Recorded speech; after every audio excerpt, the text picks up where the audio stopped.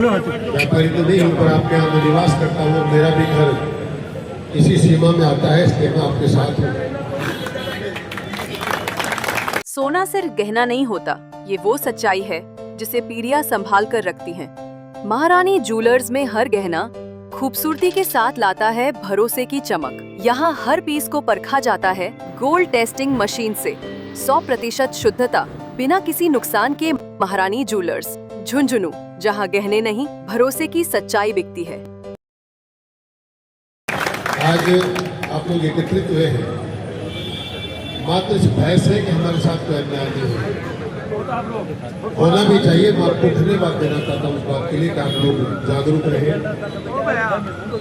अपने किसी व्यक्ति का, किसी साथी का कोई नुकसान हो और नुकसान होने के बाद हम लोग चाहते हैं तो उसकी भरपाई संभव नहीं है। पहले ही आपको जागरूक होना चाहिए था। आज पहली बार शायद मैं देख रहा हूँ लोग पहले क्या करते हैं, भय भी ना हो न प्रीति। कई बार आंदोलन भी किया, कई बार और कई बात भी हुई, चुनाव की मीटिंग में ये सवाल सुना। आज पहली बार देख रहे हो तो लगा अपने से पूरा बाजार अपने आप बंद है। सारे के सारे व्यापारी बाजार बंद तो कई बार हुआ है। और कोई शिक्षक देख बंद चले जाए, कोई जरा समोसा खा बंद चले जाए, सारा का सारा नहीं। आदेश हाई कोर्ट का है। किसी सरकार को, किसी तहसीलदार को ना हमें धमकाने की जरूरत है, न किसी को अपशब्द कहने की जरूरत है। और माननीय न्यायालय के खिलाफ कोई चर्चा हम कर भी नहीं सकते कि तहसीलदार ने एक चिट्ठी हमें प्रेषित की है कि मुझे इस प्रकार का एक आदेश प्राप्त हुआ है, इसके संदर्भ में मुझे कार्रवाई करनी है, इसलिए मैं आपको सूचना दूंगा।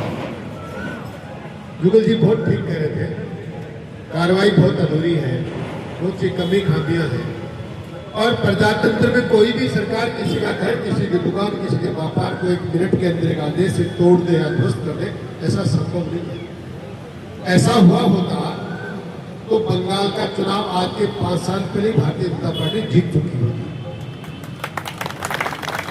आपके घड़े को भरने दिया, कब छलकने लगेगा।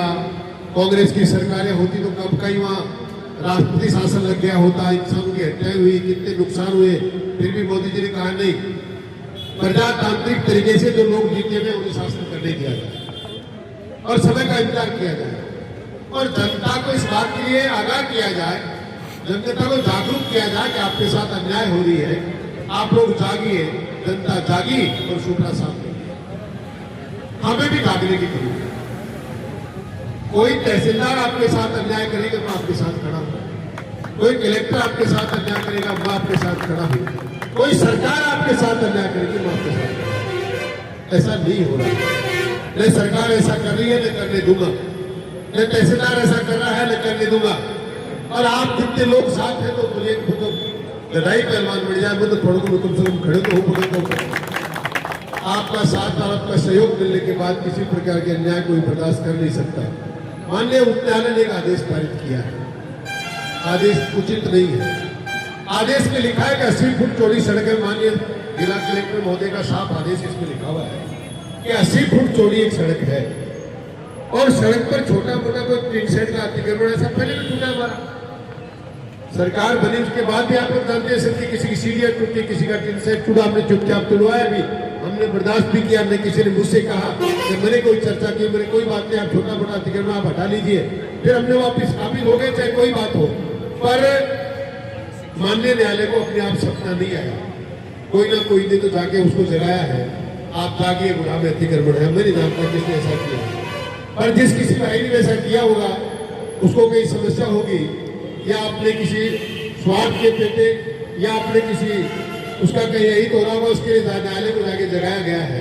और ये उदयपुर में पहली बार नहीं हो रहा। आप शहर की चिंता कर रहे हैं, मैं पूरे विधानसभा की चिंता कर रहा हूं। आपके पास में गांव में नाटास करोड़ों करोड़ रुपए की बिल्डिंगें टूट गई।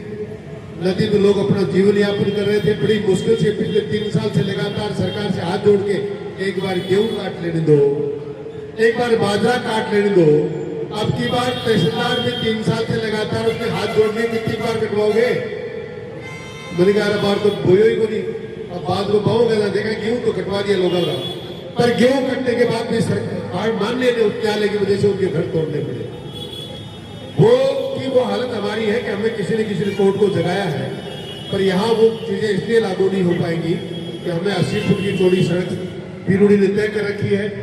आप अपनी सड़क लीजिए, आप अपनी सड़क से हमारा अतिक्रमण हटाइए। अब आपको 25 फुट पे क्या क्या चाहिए, इसके लिए जिम्मेदार गुनागा व्यापारी नहीं है। आप आज 25 मांग रहे हैं, कल 50 मांगेंगे। इस बात के लिए ऐसा करते करते फिर आप गुनाबे का कब्जा करना चाहते हैं। इसलिए एक बात जरूर कहूंगा, सरकार के पास मैं अकेला जाके अपने आप की सबकी जवान को रख सकता हूँ, वो कोर्ट में ऐसा नहीं कर सकता। इसलिए राजस्थान माननीय उच्च न्यायालय के अंदर जाने के लिए आप उनको 4, 5, 7, 10 लोगों की कमेटी आज ही बनानी चाहिए। हम एक अपना एडवोकेट भी खड़ा करना चाहिए, कोर्ट को जाके बताना चाहिए सरकार आप जो चाहेगी वैसा लिखेगी, मेरा जिम्मा है। आपका तहसीलदार जो आप चाहेंगे, आपके पीरूडी के अधिकारी जो आप चाहेंगे, आपका जिला कलेक्टर जो आप चाहेंगे, जो न्याय संगत है वो लिखेंगे, ये मेरा जिम्मा है। पर ये कलेक्टर साहब के लिखने के बाद कोर्ट ने लिखा है कि 25-30 फुट खाली जगह छोड़ो। आज तक तो हमने किसी दुकान के सामने जगह 25-30 फुट खाली छोड़ते देखी नहीं, पर इस बात के लिए कोर्ट में जाना तो पड़ेगा।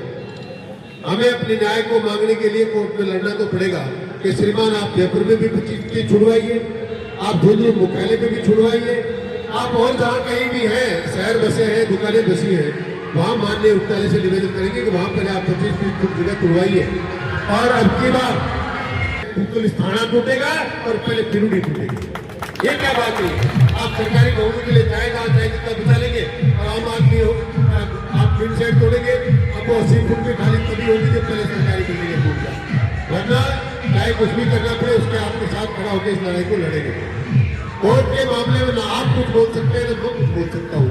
कोर्ट ने जो भी निर्णय किया है, आज ही इसी वक्त सारे के सारे लोग जमा हैं, मोजीद लोग जो भागदौड़ कर सकते हैं, जो कोर्ट की बारीकियों को समझते हैं, जो न्याय के बारे में जानकार है, वो लोगों की कमेटी बनाकर एक अच्छा वकील तय करके, हम सब लोग वकील की फीस आप लोग जानते हैं, अच्छे वकीलों की अच्छी फीस होती है। हम सबके सब परेशान है, मैं भी आपके साथ हूँ, मैं भी अपने हिस्से का पैसा दूंगा।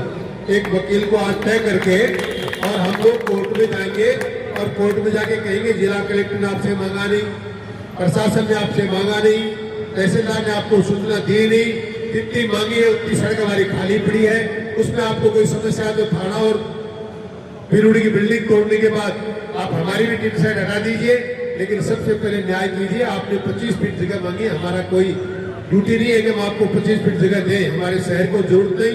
और फिर आपको कहीं चौड़ी जगह भी चाहिए थी तो क्यों किसान की बेशकीमती जमीन में से आपने नाम मात्र का मुआवजा देकर क्यों आपने बाईपास बना दिया? और बाईपास बन गया तो इस शहर के अंदर फिर 80 फुट की जरूरत नहीं है।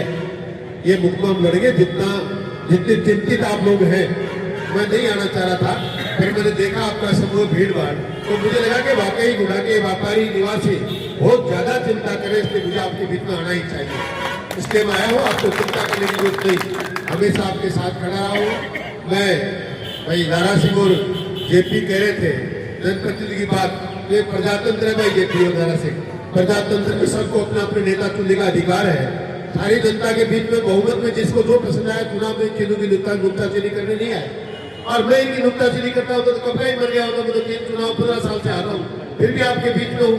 और सारे लोग पूरा क्षेत्र कहता है साहब और कोई नहीं आता, मेरे नाम निकल रहे मैं हम तारे बीच में, इसलिए चिंता करने की जरूरत नहीं। ये लड़ाई हम लड़ेंगे और जीतेंगे।